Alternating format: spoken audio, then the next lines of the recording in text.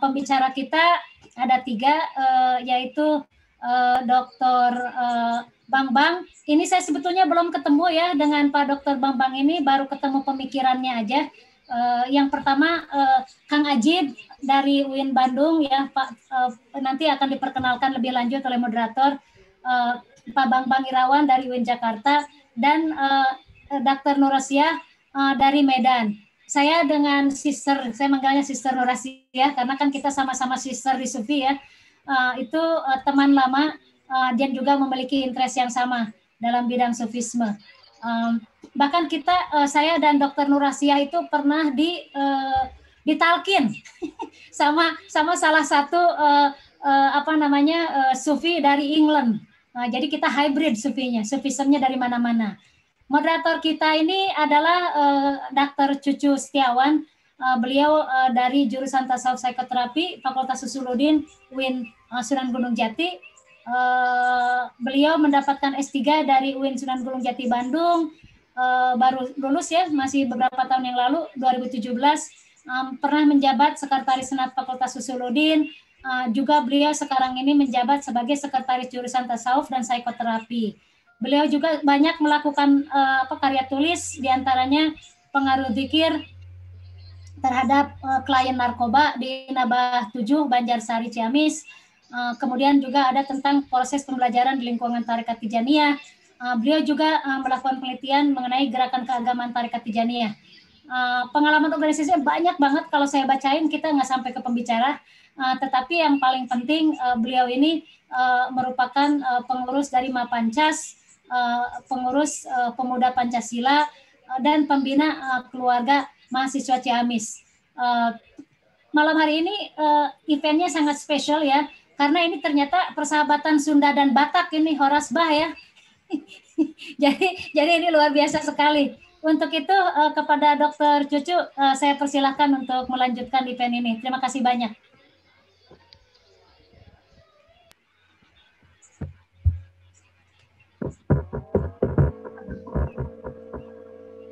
Assalamualaikum warahmatullahi wabarakatuh. Waalaikumsalam warahmatullahi wabarakatuh. Mohon maaf, Teh Etin, mohon maaf, ini anak-anak kita semua memang seperti ini. Bismillahirrahmanirrahim. Allahumma salli ala Sayyidina Muhammadin al-Fatih lima ughliq wal khatim lima sabaq nasiril haqqi bil haqqi wal hadi ila siratikal mustaqim wa ala alihi haqqa qadrihi wa miqdarihil azim. Suci, matiin suaranya.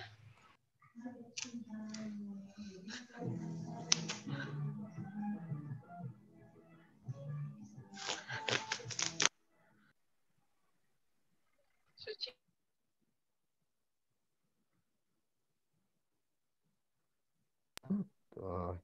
Teh Etin sebagai orang tua saya, kakak saya yang membesarkan saya. Mudah-mudahan beliau diberikan kesehatan terus-menerus. Beliau salah satu tutor yang memberikan kepercayaan kepada saya untuk terus melanjutkan sehingga sampai saat ini. Kang Haji Thohir, Pak Haji Thohir, ini beliau juga salah satu guru saya. Beliau sekarang menjabat sebagai wakil direktur ya. Selanjutnya yaitu pembicara kedua yaitu Dr. Bambang Irawan. Beliau sangat luar biasa. Tadi saya sudah baca riwayat hidupnya. Beliau sangat luar biasa. Nanti kita akan perjelas lagi. Yang terakhir yaitu Dr. Nur Aisyah. Beliau pun sama sangat luar biasa.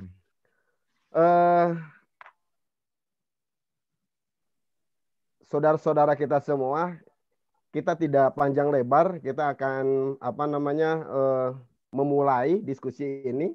Diskusi ini sangat menarik, diskusi ini sangat luar biasa, yaitu Sufi Dialogues on Pandemics, dialog sufistik mengenai pandemi. Karena memang pandemi ini udah hampir 1 tahun ini terus-terus menghantui kita. Saya sendiri kadang-kadang kadang-kadang stres, kadang-kadang nggak juga.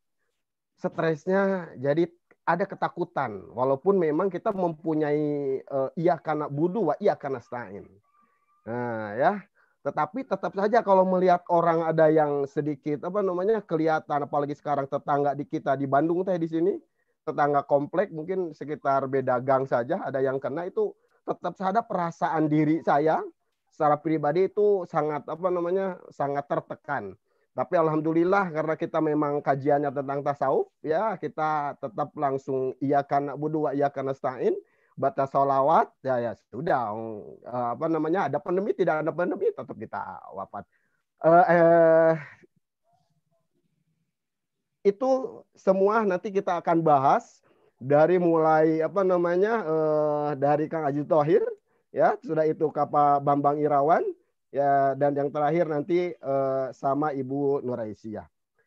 Saya akan membacakan terlebih dahulu untuk season yang pertama, yaitu pembicara nomor 1. Beliau nama aslinya yaitu Dr. Haji Ajid Thohir MAG. Beliau dosen Fakultas Adab dan Humaniora. Ya, beliau sudah sedikit lagi insya Allah jadi profesor, sudah golongannya lektor kepala atau asisten profesor. Ya. Sudah itu beliau juga sekarang berkedudukan sebagai wakil direktur Pascasarjana. S1-nya beliau dari IAIN, jurusan Sejarah Kebudayaan Islam.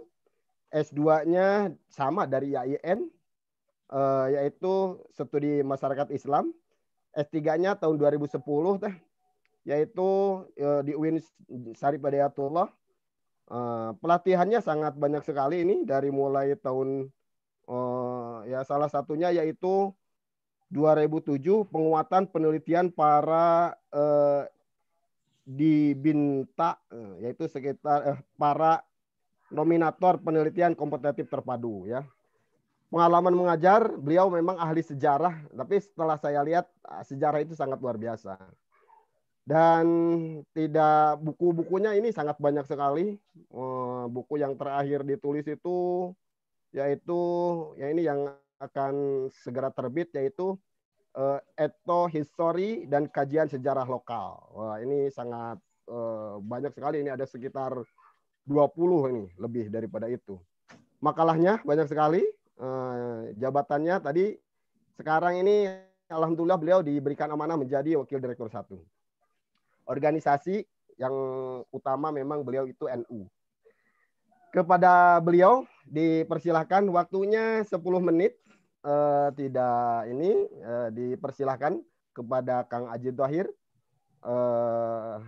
waktu dan tempat kami persilahkan. Bismillahirrahmanirrahim. Assalamualaikum warahmatullahi wabarakatuh. Alhamdulillah. Waalaikumsalam warahmatullahi wabarakatuh. Alhamdulillah wassalatu wassalam ala Rasulillah Sayyidina Muhammad ibni Abdillah. La haula wala quwata illa billah. Ilahi anta maksudi wa ridhoka matlubi atini mahabbataka wa ma'rifataka. Subhanaka la ilma lana illa ma 'allamtana innaka antal alimul hakim.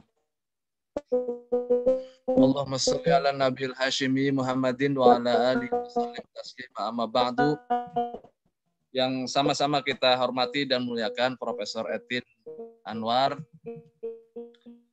para pembicara dan moderator Kang Cucu Setiawan yang saya banggakan, dan para mahasiswa-mahasiswi dan hadirin yang dalam hal ini hadir di forum ini.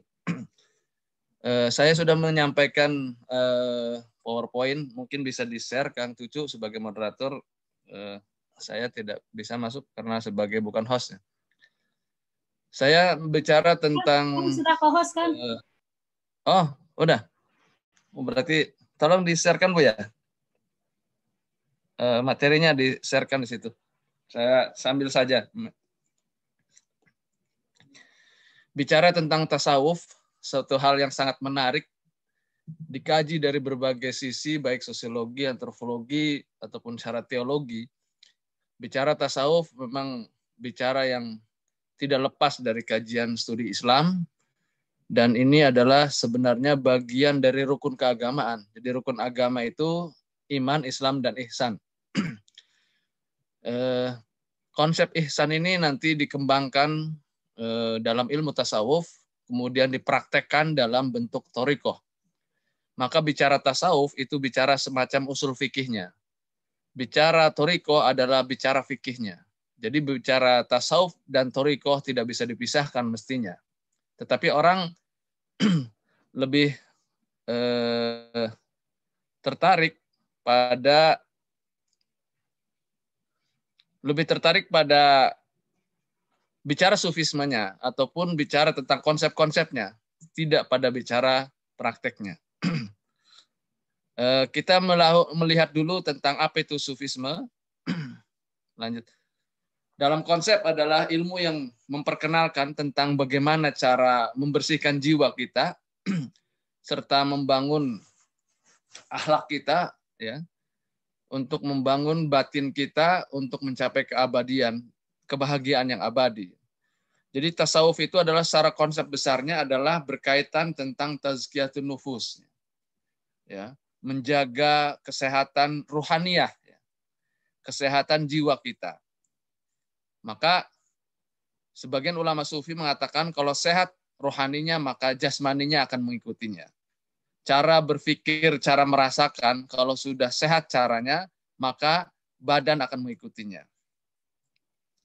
Maka orang-orang yang bertasawuf itu, kata Syekh Abdul Qadir Isa, adalah bagaimana dia mengeluarkan dari berbagai penyakit rohani di dalam kolbunya, kemudian bagaimana cara orang menyambungkan dirinya dengan Tuhannya. Kemudian sufi itu adalah orang yang bersih hatinya, ya, tulus ikhlas di hadapan Allah. Sehingga perilakunya pun di hadapan Allah menjadi bersih, termasuk di hadapan manusia pun. Maka fasafat lahu minallahi ta'ala karomatuh, maka Allah memberikan kemuliaan di dalam dirinya. Maka fenomena sufi dengan karomah itu adalah sangat kental, karena itu adalah bagian bonus di dalam penghargaan Tuhan terhadap manusia pilihannya. Maka konsep sufi berkait dengan karomah itu adalah sangat hal yang identik gitu. Walaupun dalam kajian lain itu kajian-kajian fenomenologis yang jarang dilakukan, jarang dirasakan ataupun jarang dilihat di manusia-manusia biasa. Oke, lanjut. Konsep ini terus berkembang, lahir dari tradisi yang sebenarnya memang dari tradisi Rasulullah, tradisi nubuah, ya. Jadi tradisi sufi itu adalah memang betul-betul mengamalkan 3 dimensi, iman, Islam, dan ihsan. Ya. Iman itu konsep-konsep keyakinan, ya. Kemudian Islam itu adalah muamalah syariah, ihsan itu adalah penataan meresapkan dari ketiga dimensi itu. Maka rukun agama, kata Rasulullah, Jibril mengajarkan agama itu 3, yakni iman, Islam, dan ihsan. Hadza Jibrilun yu'allimukum dinakum.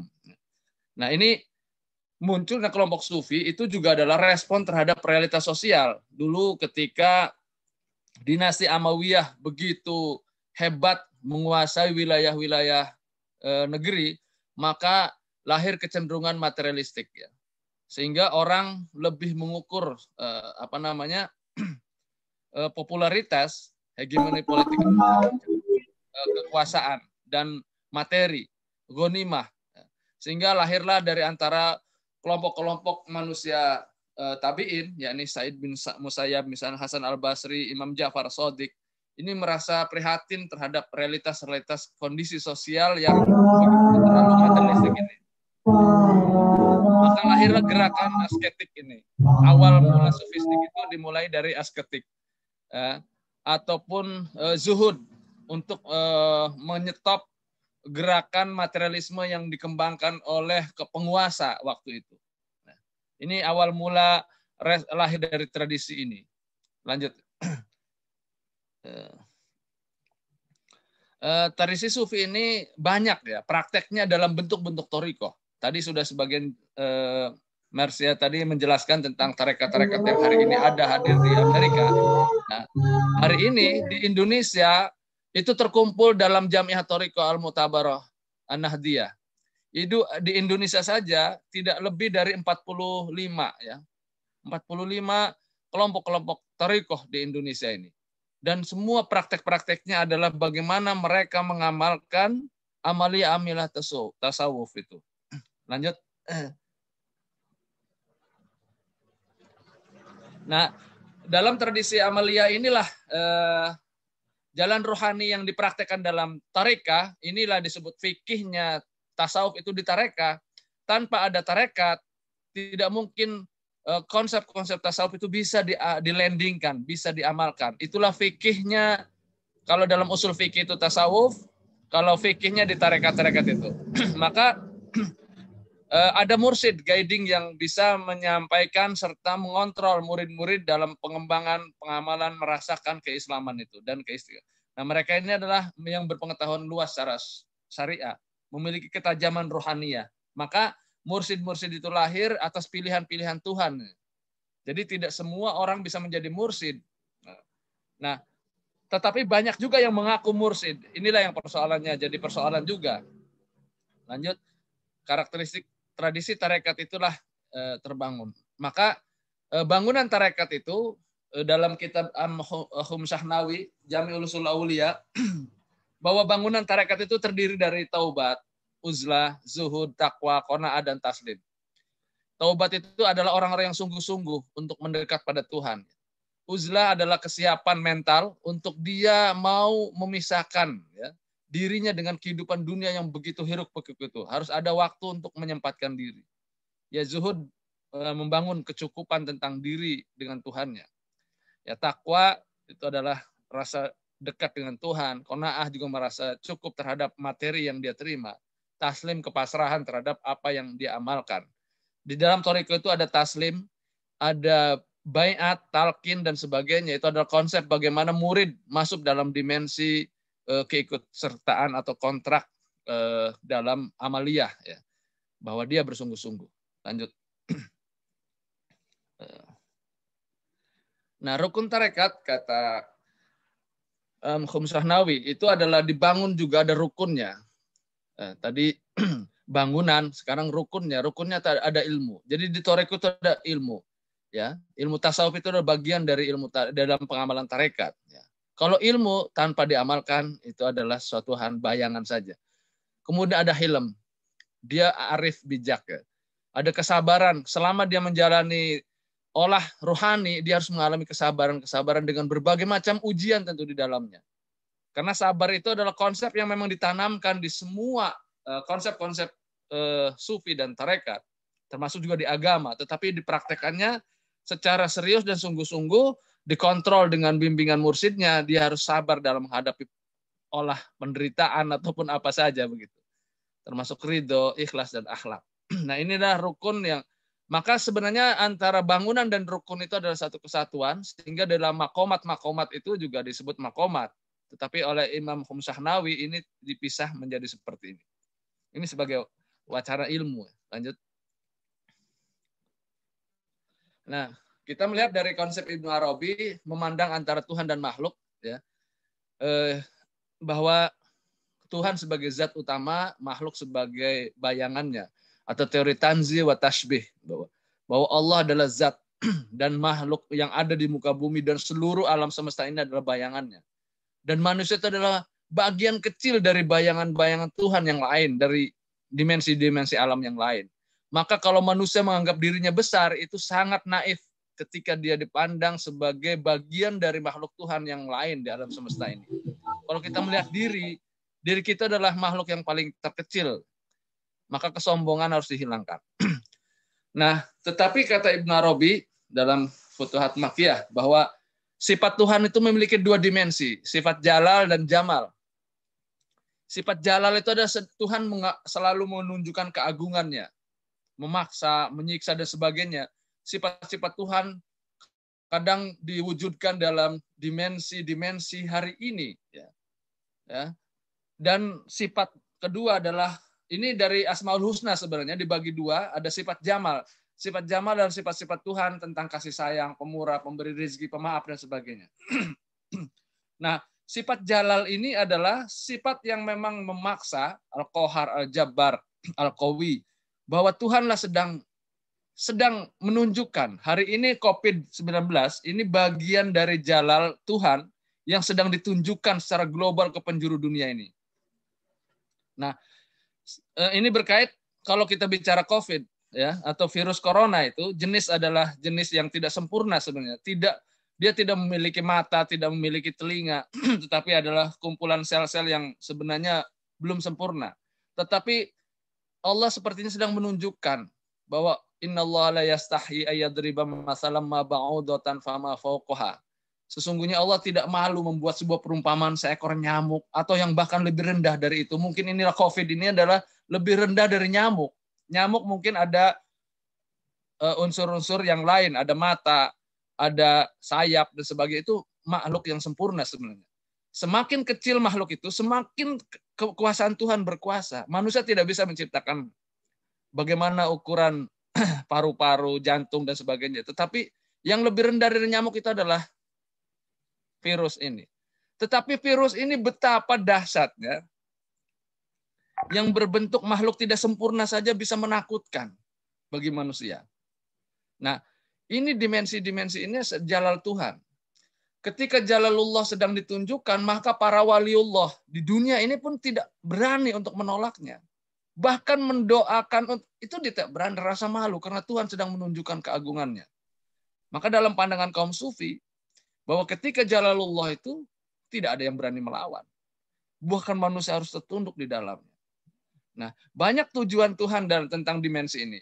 Di antaranya adalah dalam surat Yunus ayat 98, ingatlah ketika mereka, Yunus itu dan kaum Yunus itu beriman, ketika muncul azab Tuhan dan Allah melindungi mereka-mereka yang beriman ini dengan tidak menghinakannya dalam kehidupan dunia.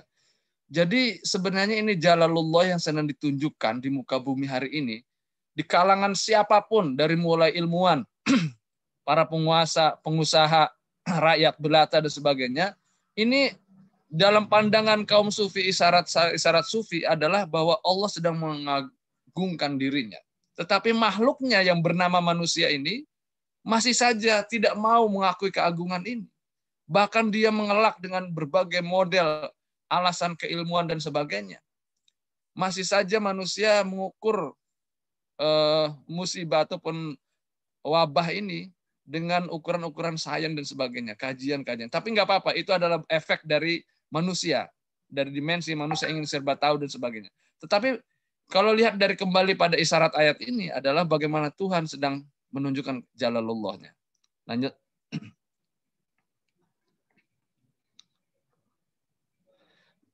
Lanjut.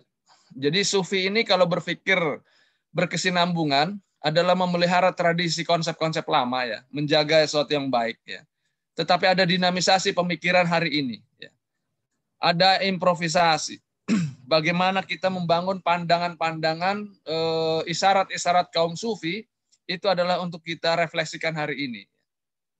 Jadi bahwa paradigma kaum sufi itu terus berkembang, kata Imam Al-Junaid Al-Baghdadi, as-sufi waladun fi zamanihi. Anak sufi itu ada anak zaman yang tidak asing dengan zamannya dan dia bisa mengendalikan zamannya. Tidak terbawa arus oleh zaman, tidak terbawa arus oleh zaman yang begitu serba kayak apapun. Sufi adalah sufi. Maka kita yang kaum sufi yang pengamal-pengamal amalia thariqah itu selain kita waspada, tetap berjaga-jaga secara syariat itu wajib. Tetapi bagaimana kita di tengah-tengah arus itu pusaran hati kita tetap kepada Tuhan.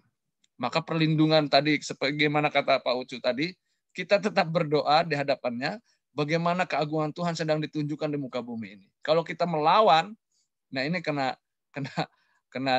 efeknya.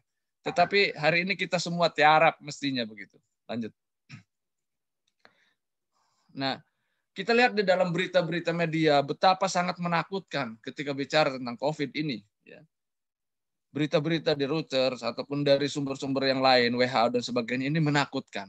Nah, berita-berita ini adalah memberikan pressure kepada psikologis manusia ya, baik yang ilmuwan ataupun orang awam, ini mereka mendapatkan berita yang sangat menakutkan. Nah, ketika mereka tidak memiliki keimanan, tidak memiliki konsep-konsep keyakinan yang kuat terhadap kekuasaan Tuhan, ya, serta memiliki nilai-nilai agama spiritual yang tinggi, maka seringkali mereka frustasi, sehingga banyak sekali orang-orang yang sakit itu karena imunnya turun karena stres menghadapi banyak berita, banyak ancaman seperti ini, sehingga manusia-manusia ini menjadi turun mentalitasnya. Dari situlah maka kata Imam Al-Ghazali, penyakit di dalam hati ini adalah sumber penyakit bagi pandangan pikiran. Karena hatinya tidak kuat, ya. Keyakinannya tidak kuat, tauhidnya tidak kuat. Nah, cara membangun tauhid itulah zikrullah. Nah, zikrullah itu ala bizikri tatmainnul qulub. Dengan ingat pada Tuhan, maka kita menjadi tenang. Nah, ketika mereka jauh dengan Tuhan, inilah akhirnya banyak orang yang stres menghadapi kerjaan dan sebagainya. Ini semua wabah ini luar biasa, mengalami goncangan pada manusia siapapun ya yang di dunia ini. Maka di sini sedang istilahnya mungkin sedang diproses, sedang diayak mana yang lulus dalam periode pandemi ini. Oke, lanjut. Nah, oke. Lanjut saja, berita-berita di Indonesia saja sudah sedemikian. Nah, pembelajaran rohaniah COVID dari 19 ini perlu ada kesadaran jasmania dan rohaniah manusia dalam mengalami perubahan ini. Mungkin metode sufistik, semua orang kalau mau melakoni ini dengan ilmunya, maka sebenarnya mereka akan menjadi sufi secara tidak langsung. Ya. Tadi sebagaimana diberitakan ataupun disampaikan oleh siapa tadi, Herman, ya. Jadi secara masif metode tarekat sufi secara tidak langsung sedang dirasakan manfaatnya bagi orang yang memahami. Nah, seperti misalnya secara batin membentuk sabar, tawakal, ridho, ikhlas itu adalah hari ini kita bagaimana menghadapi ujian ini. Tawakal bagaimana kita berkait dengan Tuhan. Ridho bagaimana kita menghadapi kenyataan yang ada. Ikhlas kita bagaimana murni selalu berkait semua ini berkait dengan Tuhan. Nah, konsep-konsep social distancing misalnya, ada uzlah. Kenapa sih orang harus uzlah? Ya karena manusia itu seringkali kalau sering terjadi kerumunan, itu pasti yang dibicarakannya hal-hal yang negatif. Ya. Maka di sini ada hikmahnya. Jarak sosial sekarang adalah minimal 2 meter. Orang kan kalau 2 meter itu pasti nggak malas untuk ngobrol. Nah, obrolan manusia, kalau afatul lisan, kalau Imam Al-Ghazali kita kaji, dalam afatul lisan itu karena orang sering berkerumun itu pasti obrolan-obrolan yang tidak baik, gosip, hasud, iri dengki dan sebagainya itu muncul di dalam kumpulan. Tetapi ketika mereka dipisahkan dengan konsep uzlah secara tidak langsung ini oleh peraturan pemerintah, ini sebenarnya ada manfaatnya. Mungkin mengurangi gosip, mengurangi penghasutan, mengurangi caci maki dan sebagainya lah. Karena obrolan-obrolan yang tidak berfungsi itu seringkali membawa malapetaka, musibah, ya, sering menjadi maksiat. Nah, social distancing itu dipandang sebagai uzlah ataupun mungkin memisahkan manusia dengan yang lainnya. Ini adalah ada hikmahnya. Ini pembelajaran secara fisik. Menutup mulut misalnya dengan masker itu harus menjaga mulutnya. Mencuci tangan atau kesadaran menjaga tangan untuk suci, bersih dan sebagainya. Tetapi yang jauh lebih penting adalah menjaga hati. Karena di hati ini, kalau kita memang secara fisik selalu bersuci, bersih, ya muka kita berwudu, tetapi hati kita berapa kali kita membersihkannya. Nah inilah persoalan di kalangan kaum tarekat, orang-orang toriko, pengamal toriko, itu setelah sholat itu ada zikir lagi.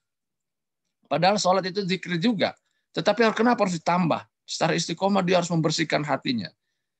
Semua toriko, baik di Qadiriyah, Rifaiyah, Syaziliyah, semua berbicara itu tauhidnya. Pasti itu la ilaha illallah. Zikirnya dan zikir la ilaha illallah. Oke.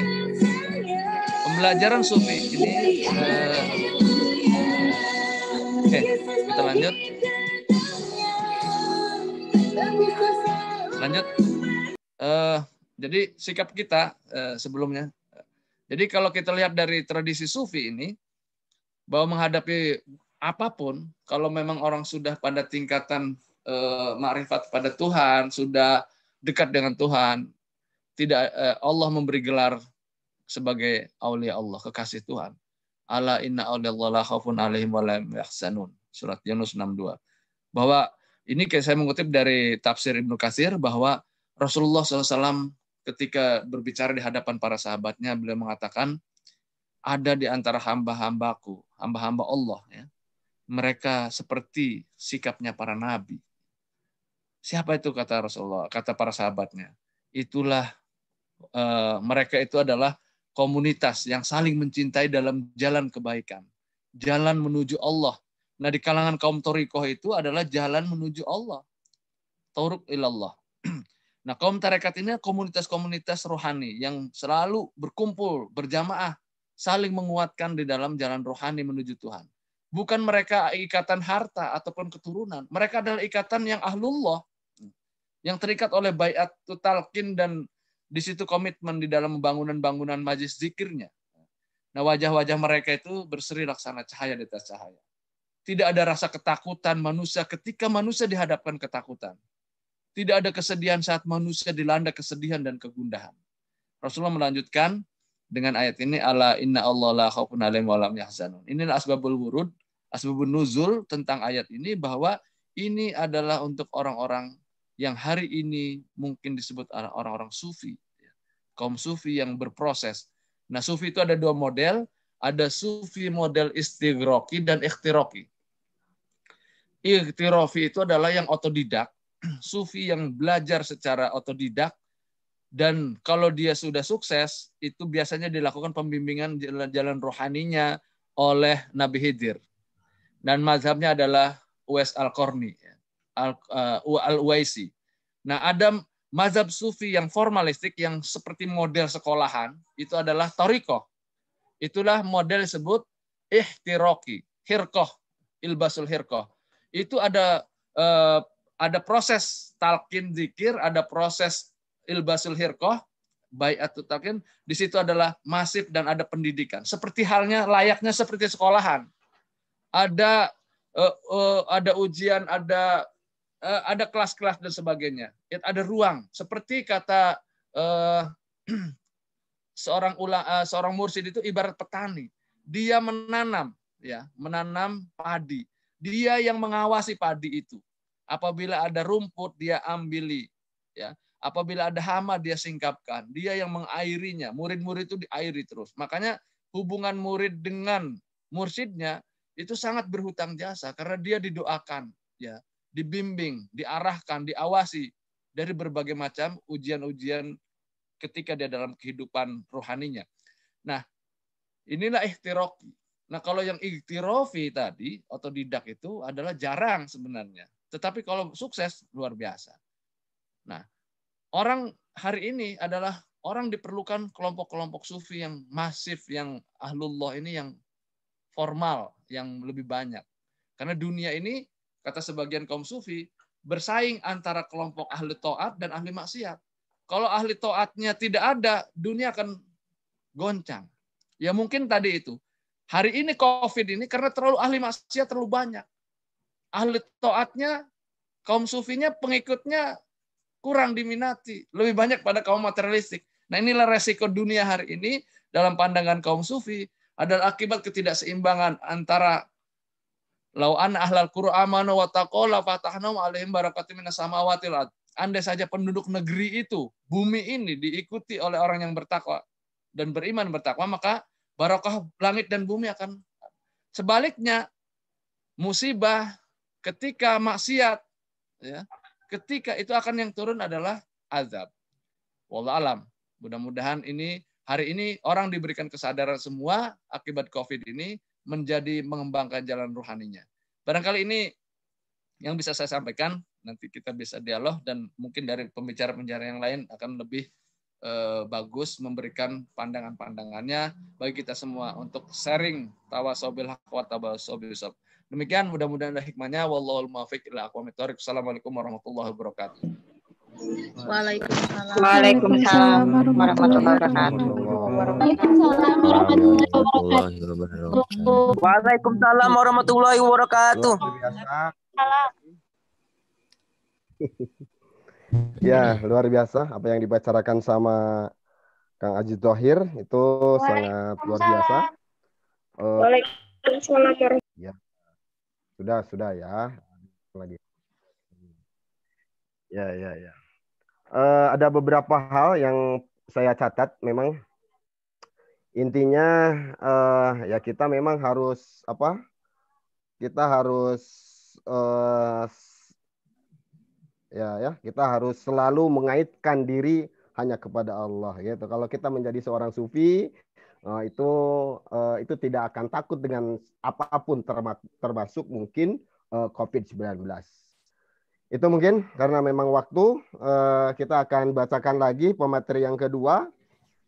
Namanya yaitu Pak Dr. Bambang Irawan. Ya, beliau itu dosen Fakultas Usuluddin UIN Syarif Hidayatullah. S1-nya beliau dari jurusan Tafsir Hadis Institut Agama Islam Wali Songo Surakarta. S2-nya beliau dari program studi Etika Tasawuf di Wali Songo juga, yaitu lulus tahun 1999. Yang terakhir yaitu doktornya beliau di studi pengkajian Islam Universitas Islam Negeri Jakarta lulus tahun 2009.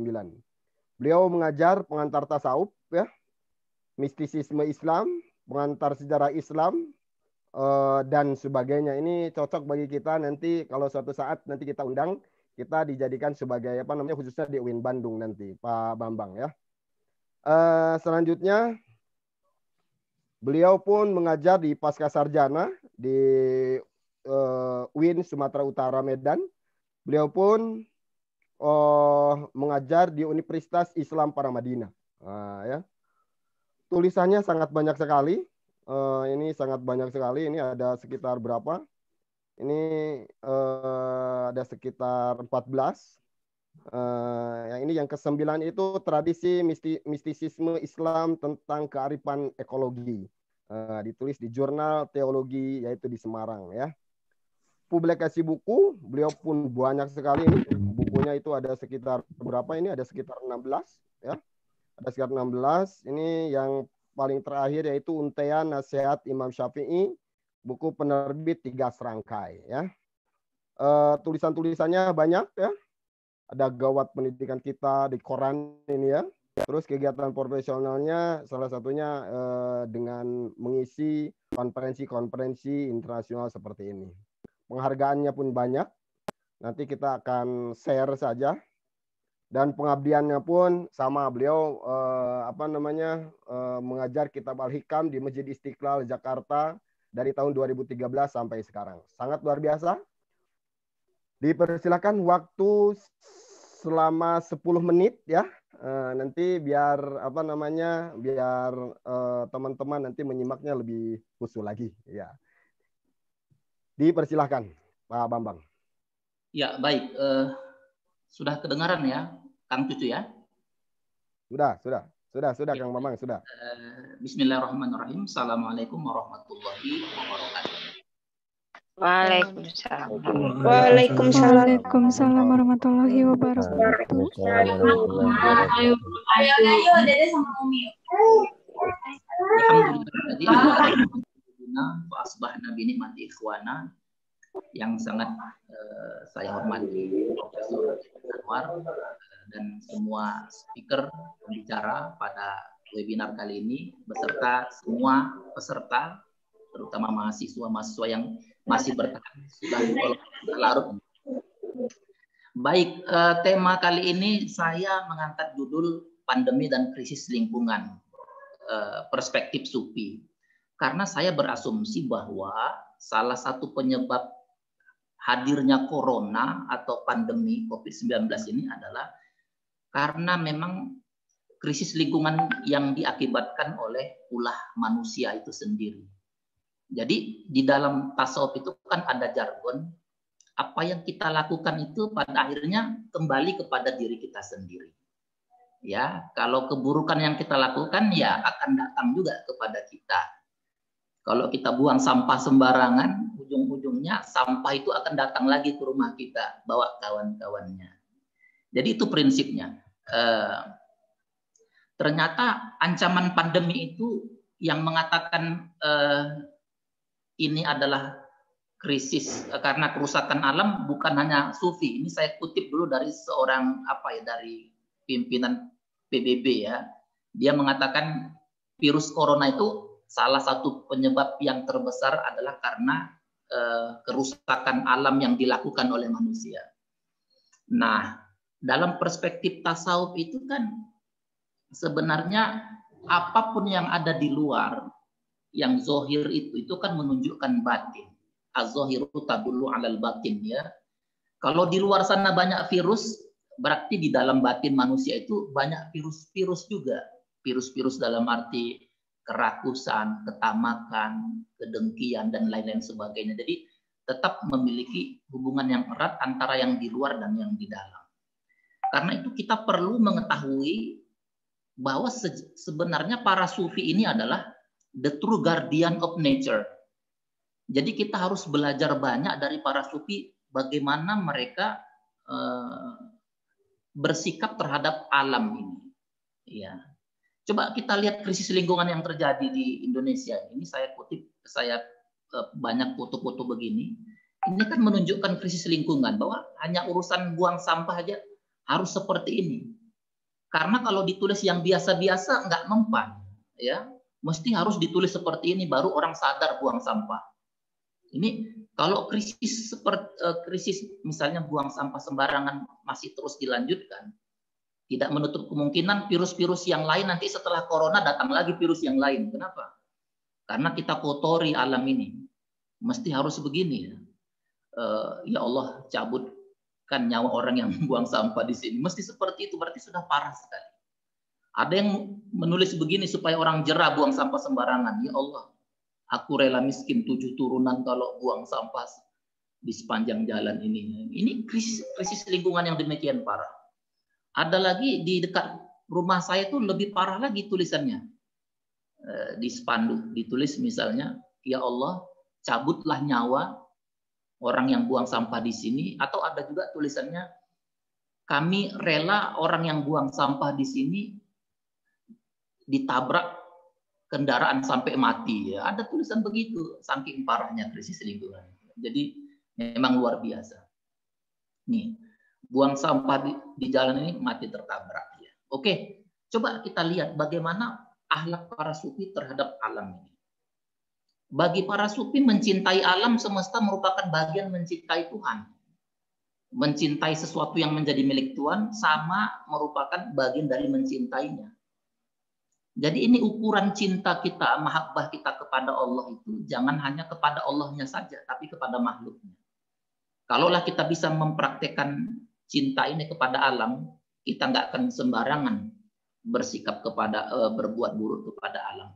Para sufi itu tidak sengaja itu mencabut sehelai rumput, itu istighfarnya berkali-kali, taubatnya berkali-kali karena tak sengaja mencabut rumput. Tapi manusia yang rakus sekarang, coba lihat, semuanya digunduli, hutan-hutan dibakar, hutan-hutan digunduli. Nggak ada cintanya sama alam. Alam itu seperti benda mati saja. Ini yang membuat virus itu jadi datang. Virus corona jadi datang karena orang menyangka benda alam ini sebagai benda mati.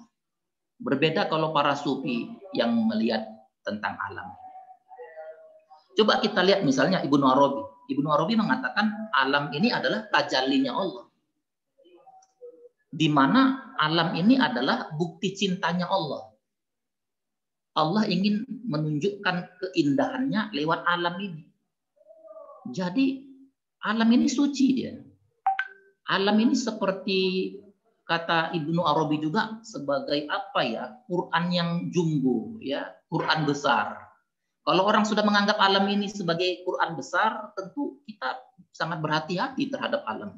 Tidak, kita pasti mensucikan dia. Kalau kata Jalaluddin Rumi, Semuanya ini akan kembali ke asal usul. Jadi jangan berbuat sembarangan. Kata Jalaluddin Rumi, jangankan manusia, sebuah seruling pun katanya, ketika dihembuskan mengeluarkan suara-suara yang indah. Sebenarnya suara seruling itu adalah suara kerinduan sang suling, bahwa dia ingin kembali kepada asal usulnya. Jadi apapun yang kita lakukan itu akan kembali kepada asal usul, kita pertanggungjawabkan. Ya, itu kalau Abu Yazid Al-Bustami pernah muridnya itu mau menjemur pakaian di atas tanaman, dilarang. Itu akan tersiksa itu. Mungkin dia sedang bertasbih itu rumput, jadi jangan sembarangan menjemur pakaian di situ. Ikhwanus Sofa, bagaimana melihat alam itu sebenarnya adalah bentuk makrokosmos, di mana manusia itu sebagai mikrokosmos. Demikian detilnya Ikhwanus Sofa memandang alam. Misalnya manusia itu punya gigi, alam ini juga punya gigi. Apa gigi alam ini? Ya barang-barang tambang itu. Kita ini punya rambut katanya. Ya rambutnya alam ini ya pohon-pohon itu. Kita punya guanya itu ya mulut kita. Kita punya sungai itu ya usus manusia. Dan banyak sekali perumpamaan yang begitu mirip antara saking harmoninya antara manusia dan alam. Jadi jangan sampai terjadi kerusakan lingkungan supaya virus-virus tidak berdatangan. Saya lanjutkan. Coba, apa kata Said Hussein Nasr? Bumi kita ini sudah berdarah-darah oleh luka-luka yang dideritanya akibat ulah manusia yang tidak ramah pada lingkungan. Jadi semua sufi itu pasti dia the true guardian of nature. Pasti dia penjaga sejati terhadap alam. Ya, ini yang harus kita pelajari dari seorang sufi, dari para sufi. Saya mengutip warning dari suku Indian. Suku Indian saja pun paham deh. Ya, apa katanya? Jika pohon terakhir telah ditebang, ikan terakhir telah ditangkap, sungai terakhir telah mengering, manusia baru sadar bahwa uang tak bisa dimakan. Kalau saya lebih ekstrim lagi, ya, kalau kita diancam terus-menerus virus, diancam bencana-bencana ini, itu makosidus syariah pun nggak bisa terlaksana itu. Hifzun nafs nggak bisa terjaga gara-gara bencana ya. Jangankan mau ibadah, nyawa pun terancam. Hifzul mal nggak terjaga. Jadi menjaga alam ini sama dengan apa ya lain. Jadi hati-hati kita mengotori alam ini. Kemudian, nah ini intinya di sini. Coba bagaimana luar biasa para sufi itu melihat alam itu. Katanya nature is the shadow of God. Alam ini bayang-bayang Tuhan ini. Ya, alam ini punya jiwa, punya roh. Jadi jangan kotori dia, jangan buang sampah sembarangan. Nature is the mercy and blessing of God. Nah, ini alam ini sebagai rahmat, kasih sayang, nikmat dari Allah, cinta Allah. Alam itu sebagai simbol dari Allah, sebagai tanggung Quran. Luar biasa mulianya alam ini bagi para sufi. Kalau ini betul-betul dimasukkan ke dalam etika lingkungan, ini etika yang paling tinggi terhadap lingkungan. Ya, jadi kenapa tadi? Ya karena orang tidak punya etika lagi terhadap lingkungan. Begitu kata para sufi. Jadi ini tadi sudah dijelaskan tradisi-tradisi sufi, doktrin-doktrinnya itu bisa menjadi apa ya? Bisa menjadi terapi bagi kita yang sedang menghadapi pandemi ini. Saya kira demikian yang dapat saya sampaikan. Nanti kita bisa dialog. Wassalamualaikum warahmatullahi wabarakatuh. Waalaikumsalam warahmatullahi wabarakatuh. Waalaikumsalam warahmatullahi wabarakatuh. Waalaikumsalam warahmatullahi wabarakatuh. Ya, terima kasih kepada Pak Bambang yang menjelaskan apa namanya dialog spesifik mengenai pandemi itu cukup luar biasa. Memang sekarang banyak kita lihat gunung-gunung itu diambil ya, jadi diambil apa namanya batu-batunya dan sebagainya, pohon-pohon ditebang dan sebagainya. Memang ini apa namanya sesuatu hal yang memang sekarang kelihatan. Gunung-gunung ditanami sama bangunan-bangunan yang menurut saya ini cukup luar biasa jahatnya. Selanjutnya ini nanti kita banyak didiskusi saja. Selanjutnya pemateri ketiga yaitu Ibu Nuraisah, Dr. Nuraisah. Ya, beliau salah satu dosen di UIN Medan, ya. S1-nya beliau tahun 1992 di IAIN Sumatera Utara, ya.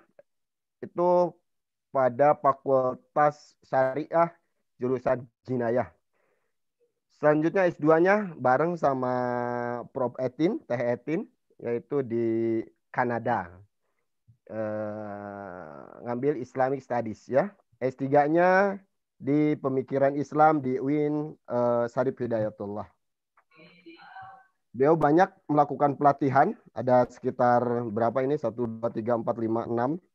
Ada training of trainer of prospect parenting, ya. Sudah itu buku-bukunya pun banyak ini.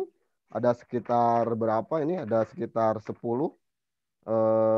Ibnu Arabi, Concept of Syariah, itu diterbitkan di Mizan. Dan banyak lagi, jurnal-jurnalnya pun banyak, ya.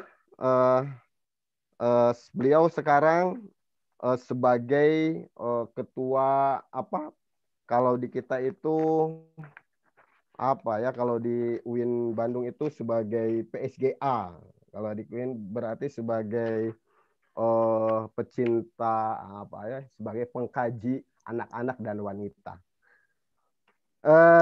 Kepada Ibu Nur Aisyah, waktu dan tempat kami persilakan. Assalamualaikum warahmatullahi wabarakatuh. Waalaikumsalam warahmatullahi wabarakatuh. Waalaikumsalam warahmatullahi wabarakatuh. Wa ashabi ajmain wa ala alil karim wa ashabi ajmain, amma ba'd. Ini PowerPoint-nya dari moderator ya? Atau saya share screen atau bagaimana? Silakan langsung, Sis. Share screen saja. Share screen. Saya buka dulu. Sepertinya cuma satu screen aja. Karena udah larut ya. Saya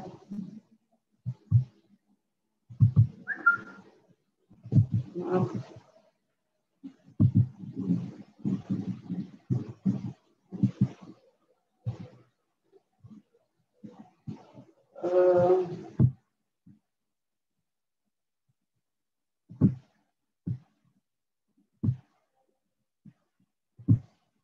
Baik, apa yang saya lakukan dalam kesempatan ini,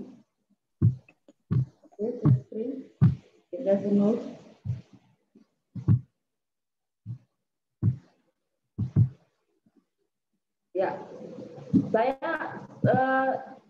kalau tadi Marcia melihat sosiologi apa fenomena yang terjadi, kemudian memformulasi teorinya, maka saya mencoba mulai dari, saya katakan paradigma sufistik ya, yang saya pahami dan saya baca, terutama dari Syekhul Akbar itu, baru kemudian saya aplikasikan untuk memahami apa yang terjadi, yang kita lihat di masyarakat terkait dengan sikap masyarakat terhadap pandemi ini.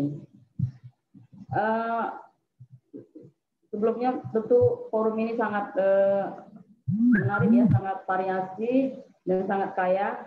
Mungkin satu slide ini aja, dan saya mencoba untuk sekedar menerangkannya secara singkat.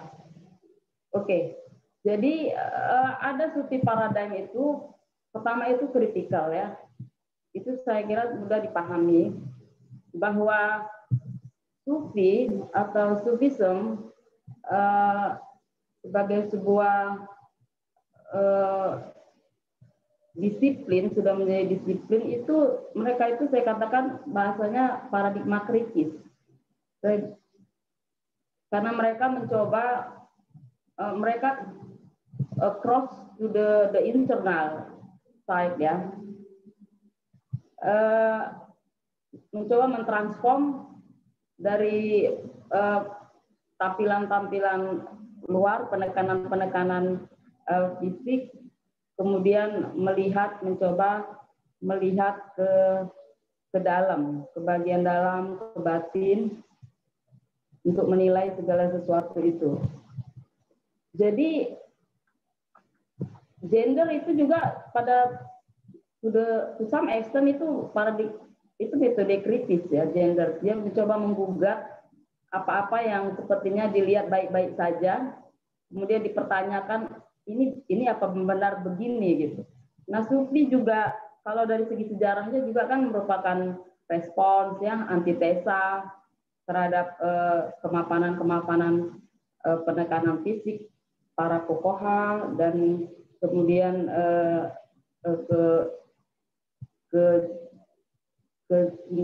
kecintaan terhadap dunia yang berlebihan yang dikatakan juga dipraktekkan oleh Bani Umayyah dan Bani Abbasiyah. Di situ secara sejarahnya kemudian mengkristal seperti itu muncul. Intinya ini sudah sangat dipahami ya. Ian Almond itu ada menulis buku Sufism and Deconstruction. Tapi memang tugasnya Sufi itu memang deconstruction, pemahaman-pemahaman literal ya. Memang gitu. Apa ini paradigma ini kalau kita melihat kepada sikap yang ditampakkan di masyarakat terkait pandemi, saya mencoba untuk tidak serius ini ya, gimana ya, tadi itu Bambang sangat santai dan enak. Jadi masyarakat kita bertanya ya, ini setelah banyak hiruk pikuk informasi tentang pandemi ya, ada mengatakan itu karena masyarakat kotor, karena terlalu gaya hidup yang tidak benar, dan tentang lingkungan tadi. Oke, that's fine ya, itu benar. Tapi bagi seorang sufi dia tidak berhenti di situ. Dia mau jauh, melangkah lebih jauh, menarik fenomena yang nampak ini. Apa berhenti sampai di situ ya? Tidak, apa hanya itu gitu. Jadi mencoba menariknya ke atas, menyambungkannya ke atas. Ini apa tidak ada intervensi Tuhan gitu ya. Jadi mereka mengempasisnya itu ke deep, perenungan, kemudian mengaitkannya ke atas, ke alam langit, dan mencari makna. Nah itu dia salah satu kritikalnya itu, mencari makna, membaca. Jadi ketika ada kebijakan untuk uzlah dan bukan uzlah ya, PSBB menjaga jarak itu, kemudian untuk tidak berkerumun, kita bisa membahasakannya secara sofistik itu uzlah, itu adalah upaya untuk membaca, mengkaitkannya dengan intervensi Tuhan. Apa sampai di sini? Apa begini? Memang secara ketika pandemi itu, fenomena pandemi, isu pandemi itu dikaitkan dengan agama, memang perginya selalu gitu. Bagaimana intervensi Tuhan terhadap pandemi ini, terhadap corona. Tetapi bagi Sufi itu dia lebih dalam lagi. Dia mencari sesuatu yang bersifat refleksi individu, ini apa ya, maknanya apa bagi saya, begitu. Kemudian paradigma Baik, yang kedua, yang pertama tadi itu memunculkan dua, itu tadi yang orang merasa menikmati untuk bersendiri, punya waktu untuk memahami, merenung, ya, dia mendapatkan waktu, suasana, forum untuk menguatkan ketersambungannya dengan atas, dan itu kemudian menguatkan mempererat ketersambungannya dengan alam transendental. Tapi di sisi lain ada reaksi sikap atau sikap laku yang ditunjukkan, yaitu keberanian, percaya diri, kepasrahan istilahnya, tapi itu dalam ekspresinya itu keberanian. Dia memunculkan keberanian, merasa bahwa dia semuanya itu tergantung Allah ya. Kalau Allah tidak mengenakan virus itu ke saya tidak akan kena. Jadi bukan ketakutan yang muncul, tapi justru keberanian dengan disertai dengan kehati-hatian dan penjagaan diri gitu. Jadi yang muncul bukan ketakutan, sehingga mereka tidak terhalang semua aktivitasnya. Makanya ini yang saya baca, kenapa di tempat-tempat tertentu itu sama sekali seperti mereka tidak nampak ada keterhalangan aktivitas. Pasar-pasar di pinggir-pinggir kota itu ramai, seperti tidak ada masalah. Mungkin itu ada dua analisisnya, mereka yang tidak tahu ya, jahil, uninformed, dan tidak menggunakan akalnya. Tapi jangan salah, itu ada beberapa yang dia sudah sangat pasrah, tawakal, sehingga dia berani seperti dilindungi oleh zillullah, dia seperti dia merasa jalan itu seperti ada bayangan payung Allah yang melindungi dia dari virus itu memunculkan sikap itu, keberanian itu, tawakal tadi itu. Dan itu banyak dilakoni oleh perempuan secara penghayatan kerohanian itu lebih dalam, dan menunjukkan sikap yang berani gitu tampilan, karena mereka apalagi bagi perempuan-perempuan yang single parent dan menjadi kepala rumah tangga, itu di sini yang saya lihat tidak ada sama sekali terganggu dengan masalah virus, tidak ada. Pasar itu ramai dan seterusnya.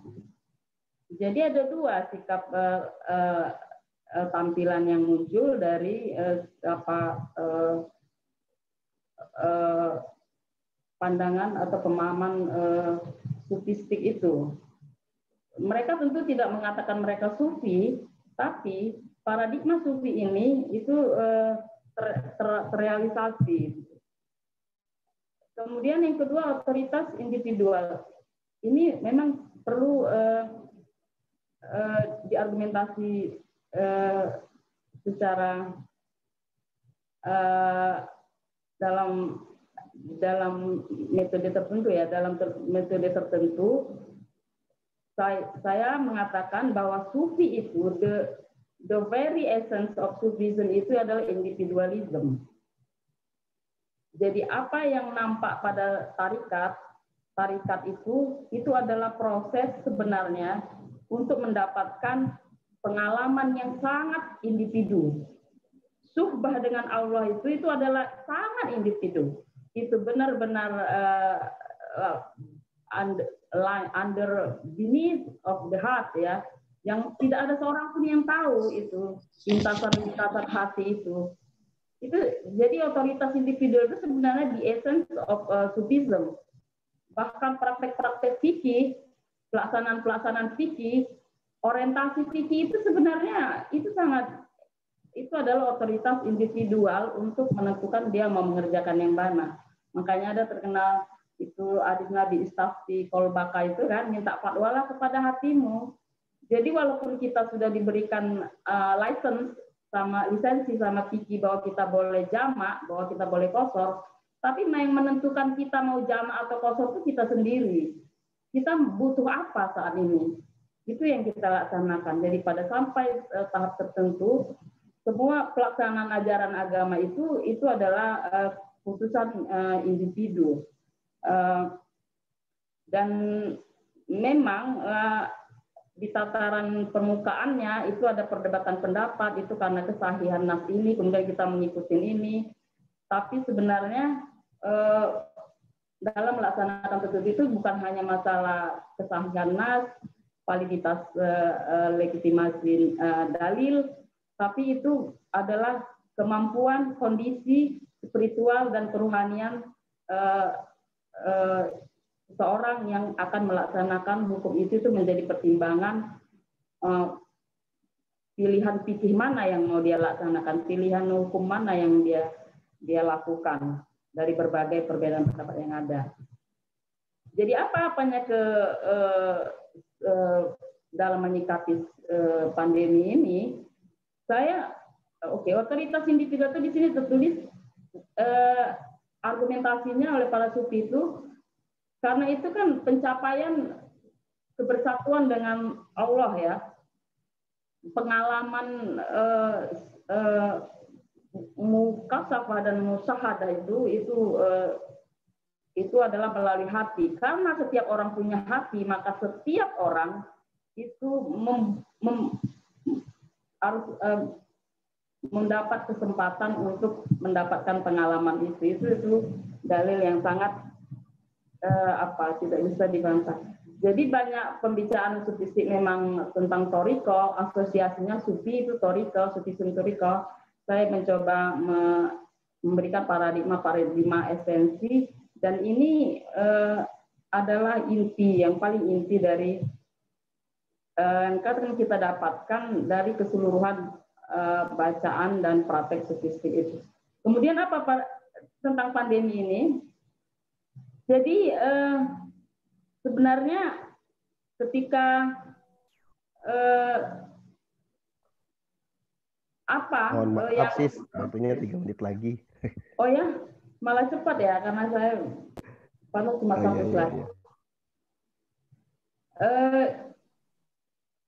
Di dalam dia melakukan perenungan itu dan melakukan jaga jarak, itu dia yang memutuskan, seperti saya katakan tadi, dia bisa memutuskan dia harus apa, dia harus keluar atau dia harus di dalam. Itu otoritas individual. Bukan berarti dia keluar itu perlawanan ya. Dia menentukan sikap apa yang mau diambil untuk menghadapi pandemi ini. Dia keluar atau dia di dalam, itu adalah sama-sama baik. Dia memiliki alasan untuk itu. Itu motivasi dari paradigma sufistik yang akan muncul ketika itu dihayati. Kemudian morality of difference ini apa yang maksudnya di sini, bahwa dengan paradigma sufistik itu kan otoritas individualnya itu sangat kuat, maka setiap orang itu punya posisi yang sama itu. Apa keputusan apa yang diambil itu punya posisi yang sama. Jadi setiap orang tidak berhak untuk menyalahkan apa sikap atau tindakan orang lain. Maka bukan morality difference, itu bukan pertentangan, bukan penyalahan, bukan yang satu baik atau yang lain benar, tapi itu sebagai suatu tanggung jawab. Itu refleksi atau manifestasinya menjadi sebuah tanggung jawab. Seorang yang dengan paradigma sufistik ini bisa memunculkan sikap bahwa orang bertanggung jawab dengan apa yang dia lakukan tanpa mengurusi orang lain. Tanggung jawab dia itu adalah untuk menyelamatkan dirinya dan kemudian supaya orang lain tidak tercederai karena tindakannya. Maka melakukan jaga jarak, cuci tangan, masker, itu setiap seharusnya dengan paradigma ini yang dilaksanakan ini, maka setiap orang akan bertanggung jawab melakukan hal itu dengan tanggung jawab penuh untuk tanpa harus disuruh-suruh, sampai dengan kesadaran yang dalam, tanpa harus mengurusi apakah orang lain sudah melakukan atau tidak, tapi semuanya sama-sama bergerak secara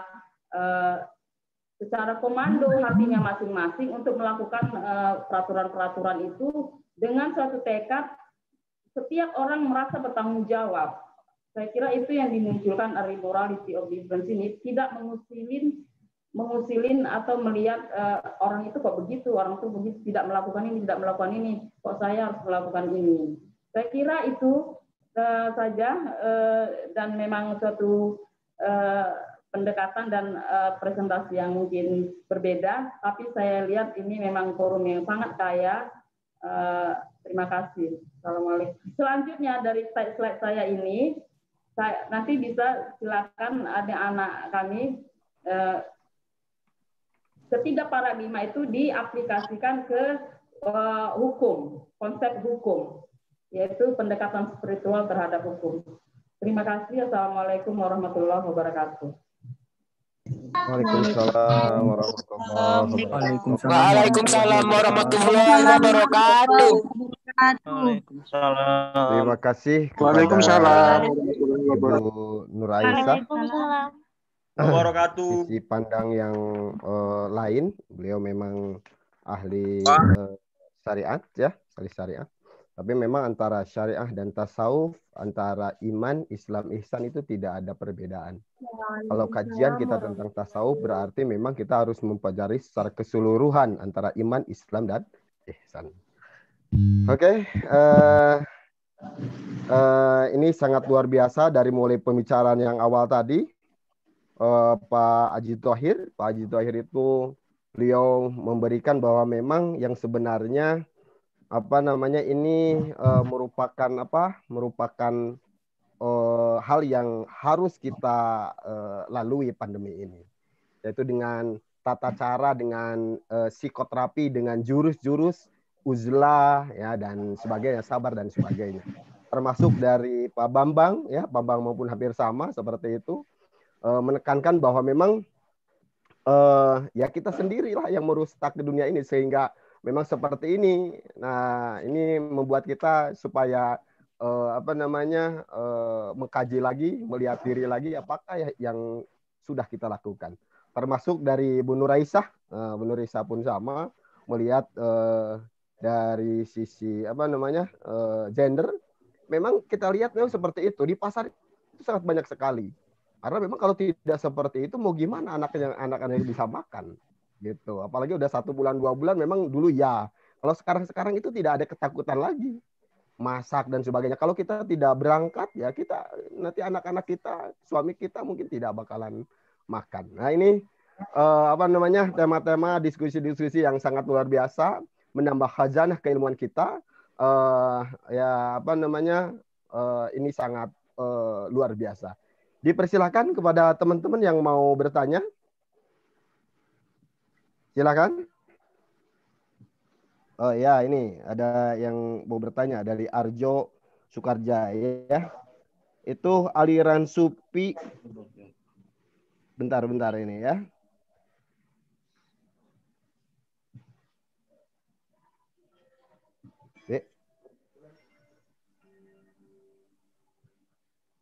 Coba mana tuh? Ya. Aliran sufi yang dengan tarian dan nyanyian apakah lebih kepada budaya dan tata cara zikir sekelompok orang atau seperti apa ini ya? Ini dari Arjo Sukardan ini ya. Aliran sufi yang dengan tarian dan nyanyian apakah lebih lebih kepada budaya? Nah, ya mungkin menanya kepada semua yang ada yang menjadi pembicara kali ini.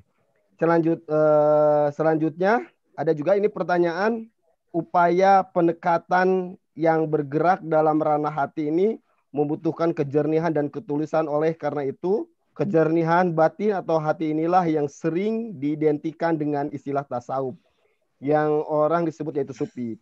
Saya ada timbul pertanyaan dalam hal ini, yaitu apakah tasawuf atau hidup bertasawuf itu melepaskan hasrat atau interest atau minat atau perhatian dalam keduniaan. Ini ada pertanyaan dari Mustami Aldi Dalumente. Silakan. Yang pertama nanti dijawab sama Pak Haji Thohir. Kang Haji masih ada? Oke, insyaallah. Bismillahirrahmanirrahim. Iya.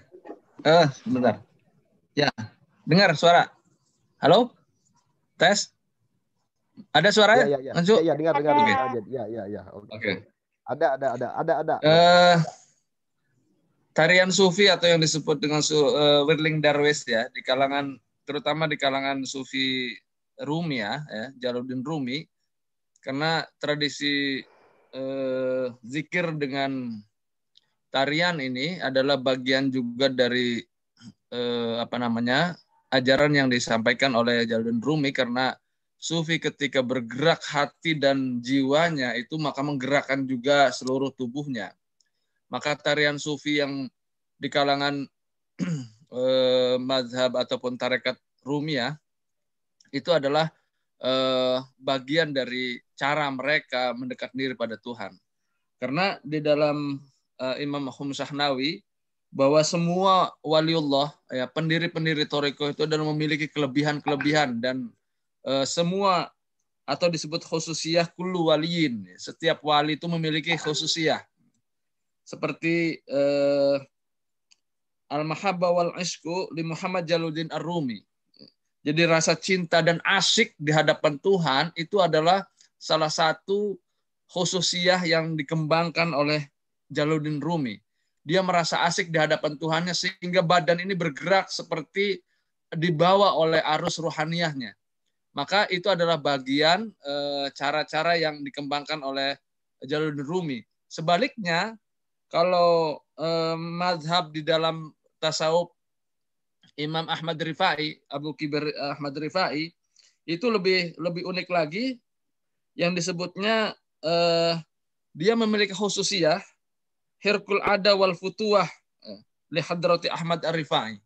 Beliau bahkan di mazhab tarekat Rifai itu ketika dia menunjukkan dia berpasar di pada Tuhan, dia menancapkan benda tajam ke dalam badannya ataupun membakar diri dalam api. Itu adalah salah satu bentuk dia menunjukkan kepasaran atau tidak. Itu adalah bagian-bagian yang mungkin bagi kalangan orang yang tidak paham itu memandang ini praktek apa gitu kan. Tapi bagi kaum sufi itu adalah bagian-bagian khususiyah. Ya. Masing-masing mereka punya. Nah, ketika zikir-zikir jahar di kalangan Qadiriyah itu kenapa bergerak badannya la ilaha illallah dengan semangatnya, itu adalah khususiyah. Jadi kita tidak bisa mengadili secara luar tentang praktek-praktek yang mereka lakukan, karena mereka itu adalah berdasarkan cahaya ilahiyah dan juga nur nubuwah. Ya. Bagaimana Rasulullah menanamkan masing-masing di kalangan para waliullah itu adalah cara-caranya. Dari masing-masing dimensi khususiyat ini banyak sekali.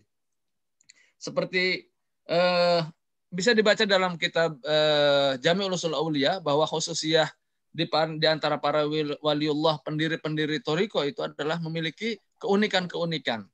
Yang ketika kita lihat dari luar seperti aneh dan sebagainya. Tetapi itu adalah bagian dari ritme rohaniyah. Nah, apakah semua itu ganjil? Bagi orang-orang yang tidak memahami secara rohaniyah mungkin ganjil. Maka kajian-kajian fenomenologis lah mungkin bisa menjembataninya. Nah, itu yang pertama tentang kenapa Jalaluddin Rumi mengajarkan dengan cara itu. Karena beliau diberikan kelebihan oleh Allah seperti itu. Mahabbah wal ishqun. Jadi cinta dan keasikan di hadapan Tuhan itu dia sampai badan itu bergerak di hadapan. Makanya putarannya kan seperti putaran tawaf, ya, dari arah kanan ke kiri. Nah, itu adalah bisa dilihat nanti di banyak buku itu yang menjelaskan, sudah ditulis juga oleh Profesor Mulyadi tentang Rumi ya sebagai ulama sufi, ada Wirlin Darwis dan sebagainya, bisa dilihat lah. Selanjutnya yang kedua, yang tadi tentang hati ya. Tasawuf melepaskan dunia. Tidak. Jadi sebenarnya mengimbangkan bahwa manusia ini kan terdiri dari dua unsur, jasmani dan rohani. Kadang-kadang manusia tidak sadar kepentingan jasmaninya lebih dominan ketimbang rohaniyahnya. Maka sufi ataupun tasawuf itu mengajarkan bagaimana manusia memiliki keseimbangan. Maka kesehatan jasmani dan rohani harus dipelihara dua-duanya. Orang kalau sakit jasmani, segera dia mencari obat. Ya kan? Tetapi kenapa kalau sakit rohani, kegelisahan, keresahan, kegalauan itu sedang sakit rohaninya, dia membiarkan dirinya. Itu dipandang dari kaum sufi, dipandang zalimun li nafsi. Dia zalim terhadap dirinya, dia tidak mengerti tentang dirinya. Padahal dia sedang sakit. sakit rohani, tetapi dia tidak mencari pengobatannya. Nah, maka kata di dalam Kimia Usaadahnya Al-Ghazali, bahwa keseimbangan manusia ini ya harus keseimbangan rohani, jasmani rohani ya.